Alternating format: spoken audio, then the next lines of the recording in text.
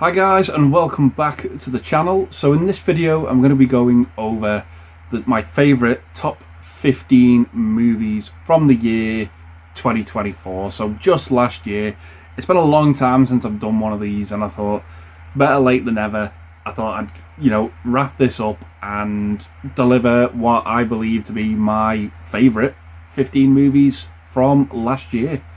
So yeah, that being said, all these movies, like whenever I do one of these lists, all the release dates are in accordance with IMDb. They are all according to IMDb from the year 2024.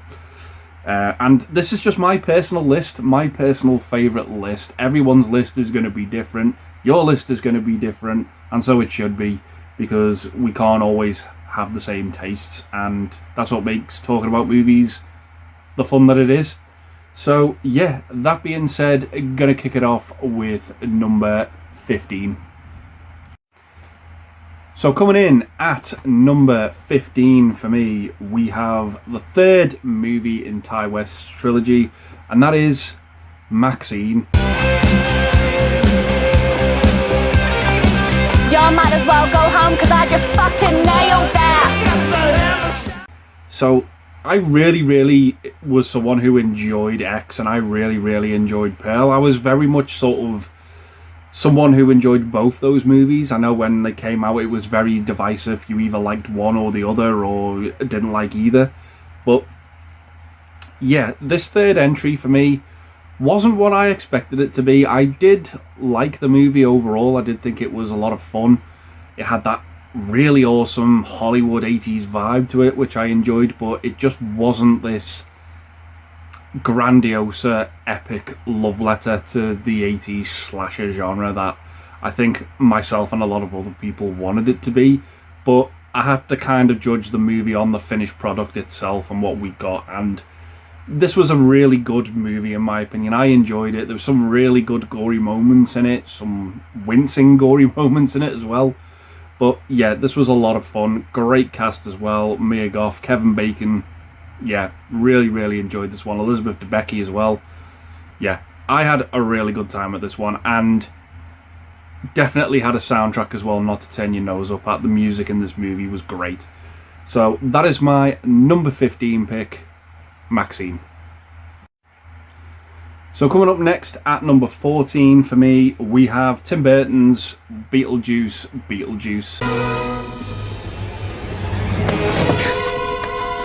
Jesus, bub. Can't you see him concentrating here? Now, I was very apprehensive when this sequel got announced. I am such a fan of the original movie. I absolutely love and adore that film. It's one of these movies that is, everyone has that movie or collection of movies that is sacred to them, and they don't want to see touched. They don't want to see a sequel. They don't want to see a remake, anything like that. But for me, Beetlejuice was one that I was actually really excited for. A lot of the creative team was back. Michael Keaton was back as Beetlejuice, who in this movie as well, it's like as if the makeup was never off him. He was just slipped back into that character so well.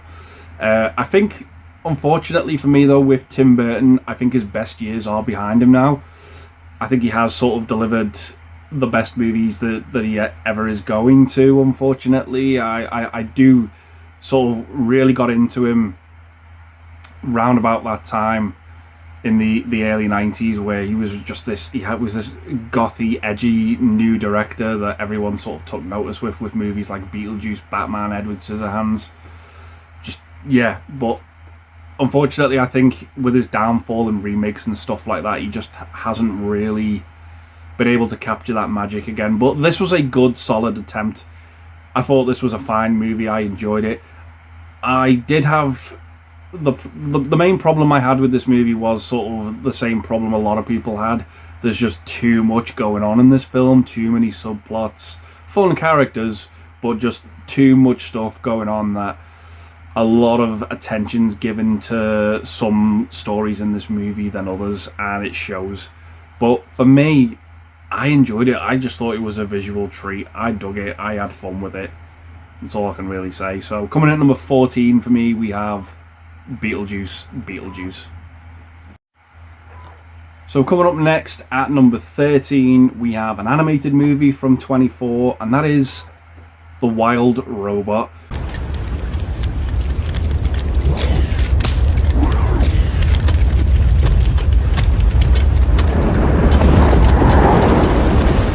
So this is just one of these great family animated movies that has just buckets of charm to it. And I really enjoyed it. I thought it was a lot of fun, this movie. I don't think it was flawless in terms of its storytelling. I did feel like there is some stuff here that I've seen before. It wasn't groundbreaking to me in that sense, but I still enjoyed it. I still really, really liked it. It's this robot, this really highly advanced robot that ends up stranded on this island after sort of a delivery has just gone absolutely wrong, and ends up having to look after this little sort of this chick, this baby goose. And yeah, the two of them form this amazing bond. He sort of treats the robot as his mother, but there's a bit of a darker backstory there as to why this robot ended up looking after this bird in the first place. But yeah, it was just really good. It had this great animated style to it, great voice cast, and it was just a fun movie. I just really, really enjoyed it. It was never boring, it was never dull. It was just interesting to see these types of interactions taking place. So yeah, really, really enjoyed this one. So yeah, that's my number 13 pick, The Wild Robot. So coming in at number 12 for me, we have pretty much a 180 from The Wild Robot, and that is Terrify 3.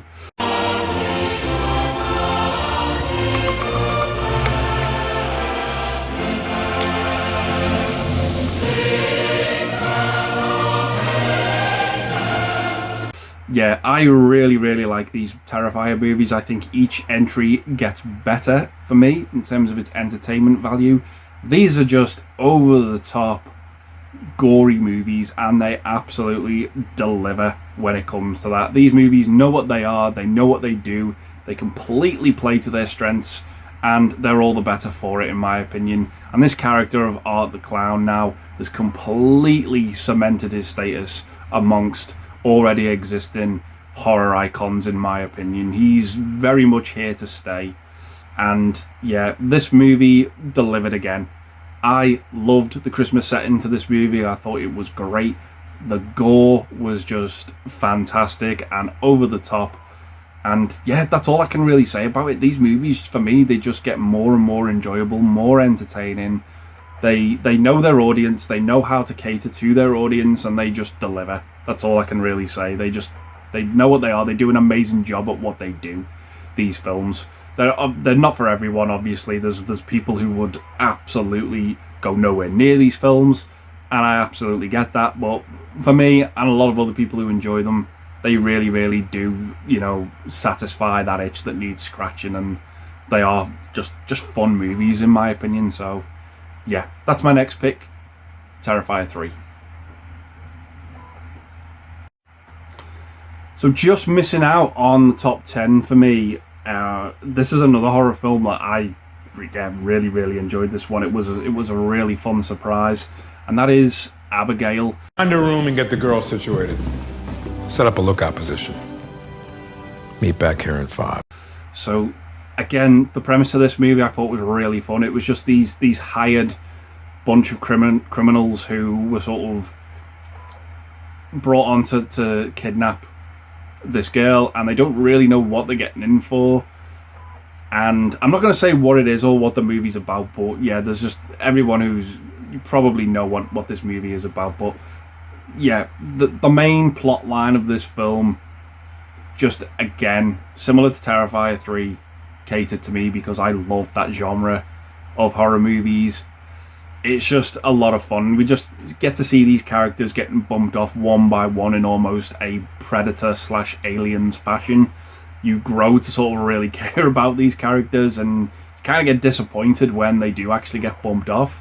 But they're all there for this big reason, and yeah, it's just a lot of fun. Abigail in this film, there's more to her than what she's letting on in this movie, and yeah, that's all I can really say about it. It was just a delightful, gory, fun horror film with a great story, great characters, and a great setting as well. So yeah, I really, really enjoyed this one. So that's my number 11 pick, Abigail. So coming in at number 10 for me, we have a bit of a legacy sequel here, and that is Beverly Hills Cop, Axel F. Hey! Oh, you two are the worst fucking surveillance team that ever lived. So, yeah, I wasn't the biggest fan of the Beverly Hills Cop movies. And when I first watched them, it took me quite a while to go back to them and really get into them, and I adore them now. That's one of my favourite underrated trilogies, to be honest. And again, this movie got announced, and I was hoping and praying for this movie to be somewhat halfway decent. I think that would have been more than acceptable for myself and a lot of people, just to hope that this movie was good and that it wasn't going to suck. But yeah, they kind of delivered with it. It didn't suck, and I think that's what they wanted to achieve, and I was happy with that. I really enjoyed what they did with this film. I had a lot of fun with it. The start of it was a bit ropey. I was a bit, hesitant with it, but it does get into it. It does have all these tropes that you would expect from a Beverly Hills Cop movie. It was great to see Eddie Murphy back in the role, the late John Aston as well, and Judge Reinhold came back for this one, which was great. It was great to have the three sort of core characters in this series back together. We didn't get John Aston in the third one, which was disappointing, but we did finally get to see him in, if not his last role in this film. But yeah, I just really enjoyed it. It had that vibe to it. It had that welcoming back feel that you got when you watch the original movies. Yeah, this was just a ton of fun. Great set pieces, great characters, another Kevin Bacon film as well. And yeah, I just had so much fun with this film. So that's Beverly Hills Cop, Axel F at number 10. So coming in at number 9 for me, we have the latest movie from Denis Villeneuve, and that is Dune Part 2. When you see sand here, imagine water. Our castle stands on cliffs, high above the sea. If you dive in, you can't reach the bottom. Yeah, this was just a visual masterpiece of a movie. I think Denis Villeneuve just knows how to make the most of what is on display on the screen whenever he makes a movie, and this was just no exception. This was just absolutely fantastic to look at. But unfortunately, with the Dune movies, for me, it's a bit like Game of Thrones. I've seen them, I've watched them, but can I tell you what is going on in these movies? It's just, the plot point is just way over my head, but I've just got to say, I've been so enthralled with how these movies look. It's just, they just are so captivating to look at. They make just natural scenery, and the blue screen and green screen they use, I guess, just looks absolutely flawless when they need to use it. It is just a visual, breathtaking masterpiece. And again, the cast of characters are great, are fun, really awesome. Great ensemble cast in these movies. I think this one included Florence Pugh and Christopher Walken in it, which is, in my opinion, always a bonus. But yeah, Dune 2, I really had fun with this visual spectacle. I thought it was great. It was just breathtaking. So yeah, that's my number 9 pick, Dune Part 2. So coming in at number 8 for me, we have Heretic. I'm talking to you about iterations. I need you to have a very basic understanding of iterating, because I'm going to make a very disturbing claim tonight. With Hugh Grant. Yeah, this again was just a delightful movie, full of twists and turns along the way. Very creepy, very sort of on the edge of your seat, suspenseful type of movie. And I really enjoyed it. It sort of follows these two missionary girls who end up going to this house where Hugh Grant lives, and they're there to sort of promote their religion and talk about it, as Hugh Grant's pretty much shown an interest in it. but things just get very, very dark, very, very sinister, very, very uncomfortable, and it just goes off from there, and you are just completely captivated by it. Hugh Grant, again, is just, he's having probably the best time in his career, in my opinion, in terms of the work he's churning out. He is really, really hitting it out of the park, in my opinion. He's just, yeah, movies like Paddington 2 and The Gentleman and this, to name but a few, he's just churning out home run after home run, in my opinion. But yeah, this one, I really, really enjoyed it. I thought it was great. Everything that I wanted it to be, I needed it to be. So yeah, this was a fantastic film. That's Heretic. So coming in at number 8 for me, we have the new Robert Eggers movie, and that is Nosferatu. Come by the fire. Your face shows you won well. Again, very, very similar to Dune Part 2. This was visually flawless, in my opinion. It was just a perfection treat for the eyes, and I just loved it. I just thought it was great again, and it sort of had the same beats for me as the Francis Ford Coppola Bram Stoker's Dracula.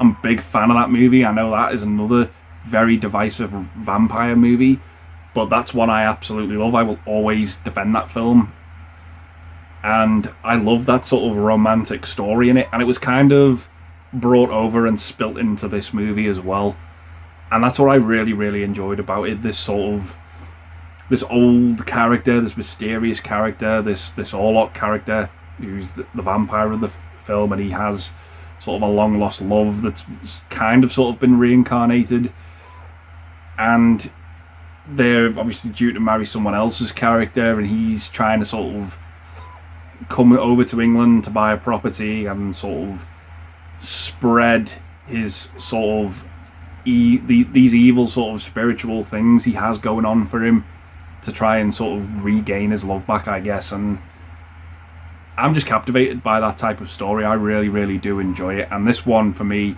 executed it brilliantly. I thought the gore was just on point with it. The scares were there when they needed to be. It didn't overdo it, but again, this movie's strengths probably lie in its visual transition to the big screen as well. It just looked absolutely gorgeous, but the story again for me really worked. So yeah, that's my next pick, Nosferatu.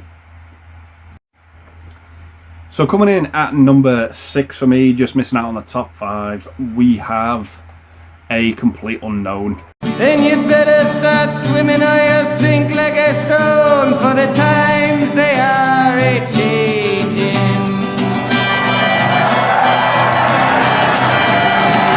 Starring Timothée Chalamet as Bob Dylan. Yeah, I really, really do enjoy Bob Dylan's music. There's so much of it, but from what I've listened to, the small portion of it, I really, really enjoy it. Blood on the Tracks is like one of my favourite albums ever. I just adore that album. And yeah, I do actually think Bob Dylan may be, if not the greatest songwriter we've ever had. Definitely not the best singer in terms of his vocal abilities. I know he's very divisive, but in terms of putting pen to paper and writing down a song, I think his lyrics are just absolutely some of the best that have ever been written, in my opinion. I really do have to give him the high praise there. And this movie sort of focused on his earlier years, his relationships. He was a very flawed character in this movie in terms of relationship and how to act in a relationship. But yeah, I just really, really enjoyed this film, and I just found things out that I didn't really realise about him, about how he was sort of hailed as this sort of folk singer, and the whole transition of moving from acoustic to electric, and how you just really didn't win anyone over by doing that, and then it would come later. It was just a bit of ahead of its time. But yeah, I really, really enjoyed this. I thought the cast in it was great. Ed Norton was great in this movie, and I just loved the songs. I thought the songs in it were absolutely top notch. I actually got goosebumps watching it when Chalamet was singing The Times They Are Changing. I love that song. And yeah, I just thought this was a good biopic done by James Mangold, and I thought Timothée Chalamet was pretty good as Bob Dylan. Not flawless, not perfect, I should say, but it had its flaws. The actor sort of really has to disappear to become the character, and yeah, he does his best. He absolutely does his best, and his best is really good. But when I see someone play someone who's real, like a real life person, I want to see that actor disappear and become that person. But yeah, this for me was a really, really good movie. I really, really enjoyed it. So that's my number 6 pick, A Complete Unknown. So coming up next at number 5 for me, we have Furiosa, a Mad Max saga.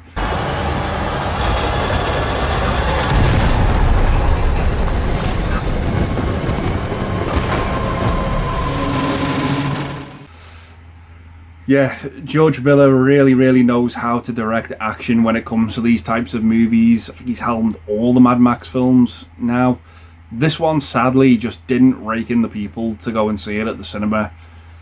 And it's a real, real shame. I went to see this in IMAX and it was jaw-dropping. Again, another visual masterclass in terms of how to make a film. It had a great story.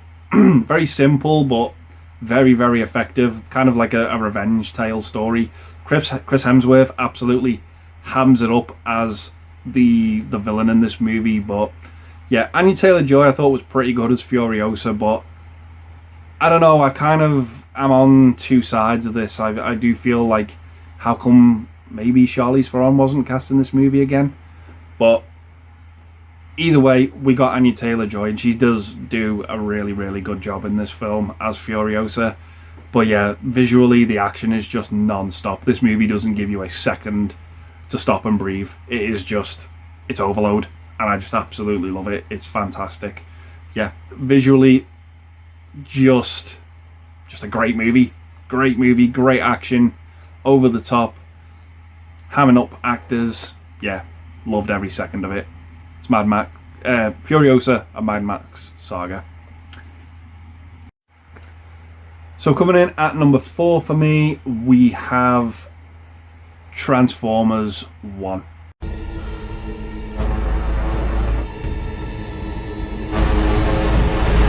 I'm done saving you. Yeah, this is another great animated movie. I really, really enjoyed this one, but again, what won me over with this one was how different it was to the live action ones, and how much more serious it was and more grounded with its story it was. And yeah, we got some great characters in this film. Optimus and Megatron. The story of them starting off as friends and how eventually they led to become enemies. And it was great. It was just visually pleasing again.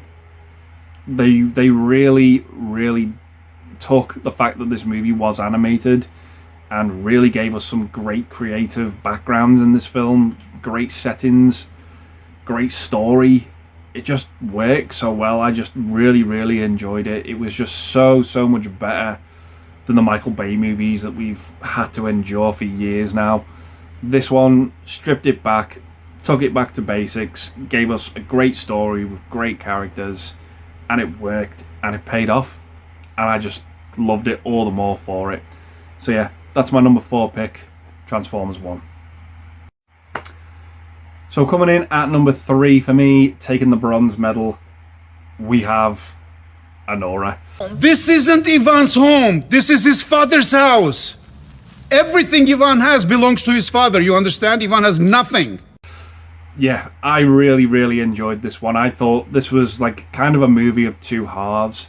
It sort of really focused on this girl played by Mikey Madsen and her sort of her day-to-day working life in the sex working industry, and she eventually comes across like this young Russian lad who, you know, just says like, he just pretty much is a layabout at home, smokes dope and plays video games all the time, but he has rich parents who are kind of sort of, you know, people you don't want to get on the wrong side of.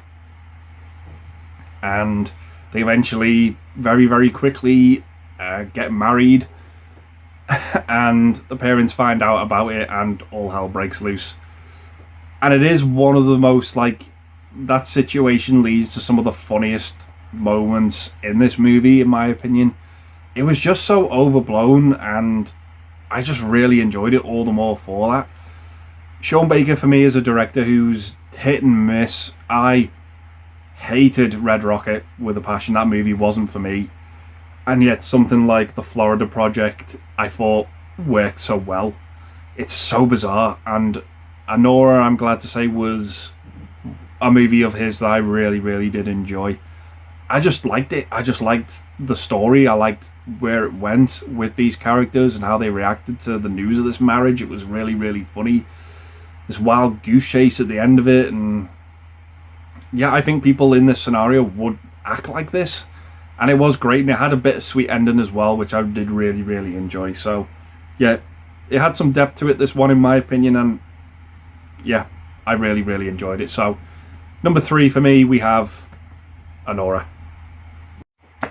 So coming in at number 2 for me, just missing out on the top spot, we have The Substance.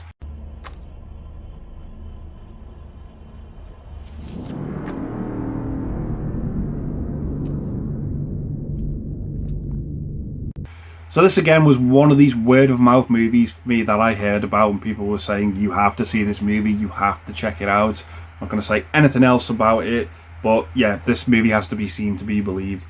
So I went to the cinema, saw it, and yeah, I was like, the movie started and I was just like, wow, what's this? This is bizarre. What's this egg that's sort of being cloned right at the opening scene, and then got to like the Hollywood Walk of Fame and we see this star and what it goes through, and that pretty much, those couple of minutes we spend with that star in the movie is kind of like the whole story of the movie. And it was just bizarre. It was just this really, really creative and over the top premise. I just absolutely loved it. I had a great cast as well. Demi Moore was just back in this movie. She was just top of her A game. Margot Qualley was great in it as well. Dennis Quaid was just fantastic as this sleazy sort of Hollywood agent, this manager. And yeah, I really, really enjoyed where this movie went with this substance in this film and what the movie is about. And I'm fine with an over-the-top movie making its rules up, but the movie has to abide to those rules in it, and this does it. And it does it when the rules are organic to the film, when the rules get broken as well. Obviously, this substance, this thing in this movie that has these rules, the rules are going to get broken, and the movie reacts in a very, very good and organic way with its over the top and its body horror. But yeah, this was just one that I just had to put it at second place because of how, for me, how unique it was at the time. I don't think there's any other movie that is like this out now. I know a lot of people are comparing the Ugly Stepsister to it, which was a movie I did enjoy, but I just didn't get that connection or relatability to the substance. But this, for me, it worked, and I really enjoyed it. So coming at number 2 for me, we have The Substance. So that leaves us with one movie left, and yeah, this for me was by far the best movie of last year, 2024.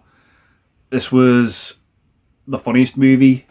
It was great to sort of have a good, fun comic book movie back again, and it is, of course, Deadpool and Wolverine. I want to show you something. Something huge. That's what Scoutmaster Kevin used to say. I actually have 2 copies of this movie because I enjoyed it that much. But yeah, I really, really dug this film. The Deadpool films for me are, I think they really, really are a hell of a lot of fun. And they're probably what Marvel's missing lately, that sort of R-rating dialogue and fun and violent type of comic book movie with the character of Deadpool. I know a lot of people are finding Ryan Reynolds quite divisive at the minute now, and that's fair enough. I can completely understand that, but for me, this movie was just a delight. I really enjoyed it. I thought the cameos in the movie made sense. I enjoyed the plot of the film. I definitely enjoyed the chemistry between Deadpool and Wolverine in the movie. They're just like frenemies throughout the entire thing. I really, really enjoyed it. And it was great to see Hugh Jackman in that iconic Wolverine costume as well. And yeah, the end sequence to it where they're fighting the Deadpools is just so much fun. And I really, really enjoyed this film. It was delightful. I don't normally go the pictures to see a movie twice. I did see this one twice. And yeah, it just worked for me. The humor worked for me. I got the jokes. I got what this movie was going for. I got what it was about. It was just didn't leave me at any point feeling disappointed or bored or worried about it. I just was completely swept away in this film, and I just loved it. And it kind of took me back to those types of movies that I watched when I was younger and was thinking, you know, just when you didn't have to when I didn't really know what a bad movie was. This was just kind of like swept me up and took me away, and I just really, really enjoyed it. I had such a good time with this film. It was my favourite film of last year. I think Marvel should take note of this movie and do similar sort of things with it. But yeah, I had a blast with it. I enjoyed it more than the previous movies I've mentioned. And yeah, that's all I can really say about it. It was just, I can't say anything new about this film or bring anything to the table fresh about it. It just was my favourite film of last year, and I just enjoyed it, and it worked. So yeah, that is my number one pick, Deadpool and Wolverine. So yeah, guys, those are my top 15 favourite movies of the year 2024. So I'm going to leave a full list in the description as well of honourable mentions that didn't make the list for me. There was so many to include. I think Better Man was one, Smile 2, Wicked. There was just a lot of movies that I wanted to include but couldn't because I only had 15 slots. But yeah, it was an all-round good year for films in my opinion. Not too many duds and a lot of great ones. So yeah, if you feel inclined to do so, please leave a list of your favourite movies from 2024 down below. I would really love to read those. And yeah, see people's different opinions, different lists. Be a lot of fun. So yeah, gonna leave the video there, guys, and say thanks very much for watching. Stay safe, and I'll see you in the next one. Bye for now.